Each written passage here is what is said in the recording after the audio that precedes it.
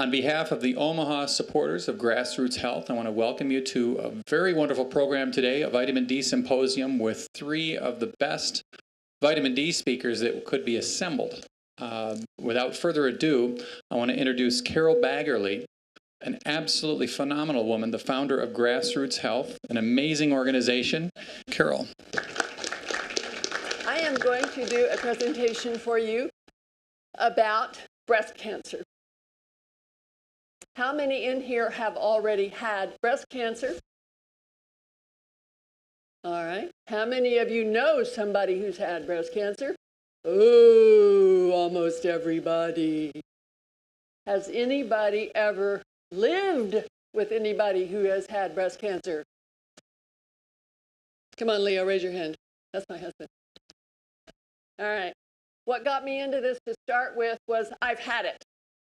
And I've had it in more than one way. The treatment for breast cancer, I swear, if anybody ever really did a study on it, might be worse than the disease. All right? We slough it off. I've had a mastectomy. Won't tell you which side. I've had radiation until I bled lying on the table. I've had chemo, which has permanently damaged parts of my body. And after that experience, it was like, there's got to be a better way to be kinder and more gentle to this living body that I have. All right? I spent a couple of years doing nothing but reading cancer research. Then, almost accidentally, providentially, you might say, I was diagnosed with osteoporosis. Oh my gosh, you must have a vitamin D deficiency. What's that? And then you quickly do some research on vitamin D and cancer, and whoa! That's what I want to talk about. Right now, I want to tell you some things about Nebraska. I'd like for you to have some point of reference here about the statistics. Breast cancer in particular in Nebraska, there are 1,160 cases estimated to happen in 2010. Per NIH, it's $75,000 per case. That's $87 million that's being spent each and every year due to breast cancer in this state. There is at least a 20% potential prevention, and I put up to 75%, and Dr. Cedric Garland, whose name you saw on the first slide, believes it's fully 80% of breast cancer could be prevented if we got our vitamin D levels up to the 50 to 60 nanogram per milliliter range. Let that sink in a minute. Prevented, not early detection. Prevention doesn't happen. If we only take 20%, that means 232, mostly women, some men do get breast cancer, up to 870, that's the 75% level, wouldn't get it, with a cost savings at the only 20% of $17 million a year. Can you and your state use $17 million some other way? Golly gee, I think so. This one is really stunning. The population of Nebraska and many other places around the country is aging. All right? You have 13% of the people over 65 right now. By 2000, oops, I'm sorry, I so missed that. 10 years from now, you're going to have 21% over 65, which is an increase of 90 more people with breast cancer and another $7 million down the tubes. That is happening all over the world. The populations are aging. We are going to drown in our healthcare costs if we don't start preventing disease. Our next speaker came into the vitamin D message in an entirely different way. Dr. Mark Sorensen founded the National Institute of Fitness in Utah. This was a fitness facility, a fitness spa, that helped 2/3 of its guests get off of all diabetes medications, and I believe over the course of their existence helped people lose something like 110 tons of fat. And subsequently to that message, in teaching proper diet and exercise, learned the value of vitamin D and regular sun exposure. Dr. Mark Sorensen is the founder of the Sunlight Institute and is here to talk about sources of vitamin D. So with that, Mark, please come up.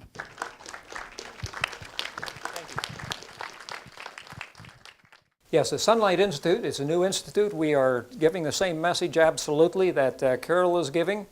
and we want to get people back in the sunshine. We're talking a little bit more about sunshine perhaps than we are vitamin D per se, but it always, of course, leads to vitamin D. Okay, so we're going to talk about the sunshine, as you can see up in this slide, massive slide here, versus should we use pills? Should we use fish? Should we use some other source of vitamin D? And you may be surprised a little bit about sunshine, because it's amazing how many of us have been scared out of the sunlight in the last while. It's a terrible thing. Dr. Gindy from Colorado has noted that in the last 2 decades there's been approximately a 50% reduction in the number of people over that 30 nanogram per milliliter level, which is so critical to us to have any type of health. And as Carol presented to you, we really think it should be somewhere around 50, 60, 70, 80 now we're seeing. That seems to be what is going to help us. Let's take a look at the amount of vitamin D that can be produced by different methods.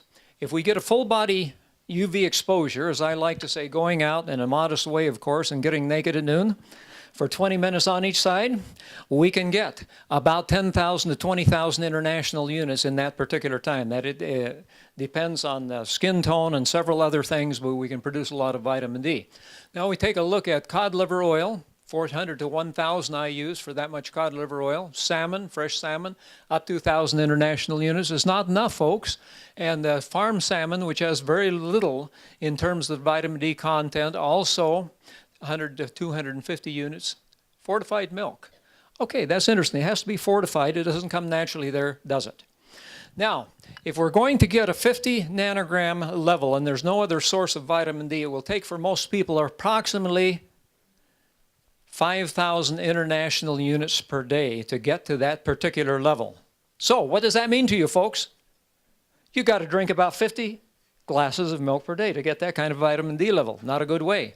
And unfortunately, the type of vitamin D that we're getting from that source is a vitamin D2, which is not as effective. And so we do not get the power of the vitamin D that we need. It also leaves the body faster, it appears.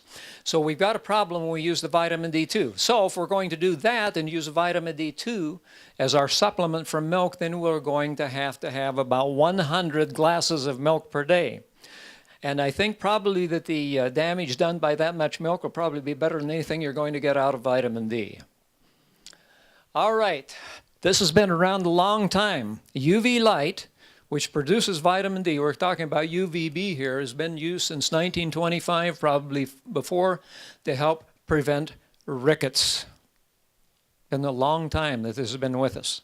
But they scare us away from it now. We don't want the sun lamp on us, do we? Because it's going to cause a melanoma. Supposedly. Don't you believe it? Back also in the earlier part of the century, we see men here in England being in front of their sun lamps and so forth because it makes them feel so much better. And I might also add, although they don't have the slide on this today, that back in approximately those same times, Russians were using UV lights to dramatically increase industrial output among their workers. This is what sunlight does. This is what ultraviolet light does. Any type of UV that will produce vitamin D for you is going to give you this type of a result. And I am of the opinion from reading a lot of research in the last 8 or 10 years that the way to get the most health benefits literally is from sunlight rather than vitamin D pill. Both of them are wonderful, however. Have you all seen the graphs, the old charts they used to teach us biology and so forth? It shows men developing, becoming different and so forth. Have you ever seen the end product of that particular evolution? I'm going to show it to you right now. Okay. Unfortunately, in my life, even though I do get out in the sun a lot, I'm the last guy. I'm the caveman living over there on the right side on top of that computer trying to get things done. Well, this was presented by the Sunlight Institute and, of course, by Grassroots Health, and I thank you very much. Hope you've enjoyed.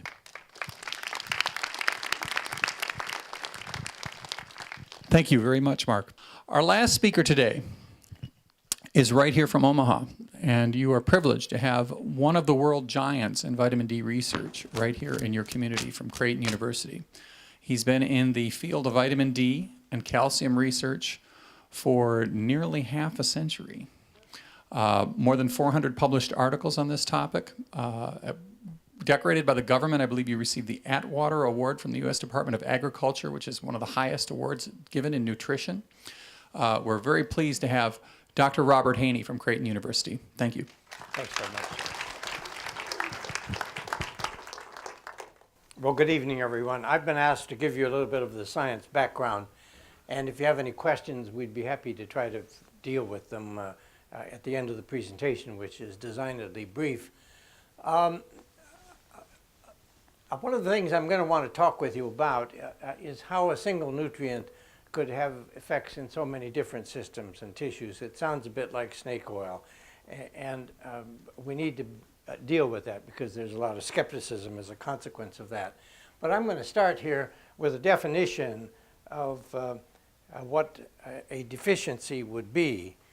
A deficiency of a nutrient is a condition in which inadequate intake results in a significant degree of dysfunction or disease, whereas an adequate intake of that same nutrient is the situation in which further increases. Taking more of it doesn't produce any additional improvement. So it's kind of a functional definition. If taking more of a nutrient makes you function better, then you were deficient, and if it doesn't, then you weren't. It's about what it boils down to. And in order to figure that out, we need to think about, what is nutrition for us? What does it mean for us? And there are several different operating models for the media and for regulators, for nutritional policymakers, and for nutritional physiologists. But the overwhelming majority of the media reports about nutrition emphasizes harm and risk, while the explanation is partly that that's newsworthy. Still, the impression that you convey to the general public is one of danger and concern. You got to be careful. Now, for nutritional policymakers, on the other hand, nutrition is about determining the least you can get by on without suffering overt disease of a specific type. Carol pointed out a few moments ago how much it took to prevent rickets. That's precisely where our current vitamin D recommendations are pegged. It's pegged to what you need not to have rickets. Doesn't take you any further than that. We used to be more honest. We called them minimum daily requirements. We've done some spin on that. We now call them adequate intakes, but really it's the least you can get by on. And the general public, I don't think, adequately realizes that. And for nutritional physiologists, and I consider myself one, adult nutrition is about preventive maintenance of the body, just as we have preventive maintenance of our automobiles. It's about keeping them from wearing out or breaking down prematurely. And its referent is the intake that prevailed when human physiology evolved. Recall, we evolved in equatorial East Africa wearing no clothes, so we got a lot of vitamin D all the time, every day. Now, chronic disease is what keeps physicians busy and is the cause of the huge medical bills that we all struggle with.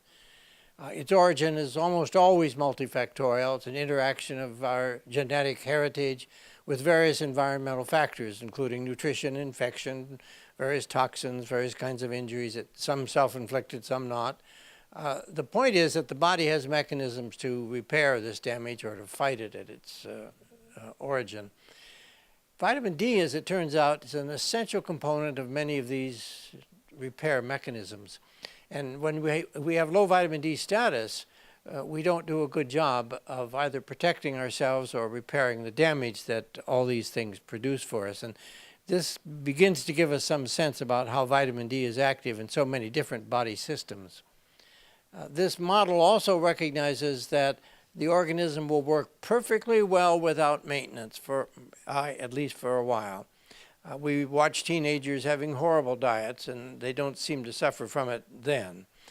But think about it. If you don't change the oil in your car, it still runs perfectly well. It's just that it wears out sooner. Therefore, this reconciles what I think has been a troubling paradox for many scientists, that how could you be deficient without being sick?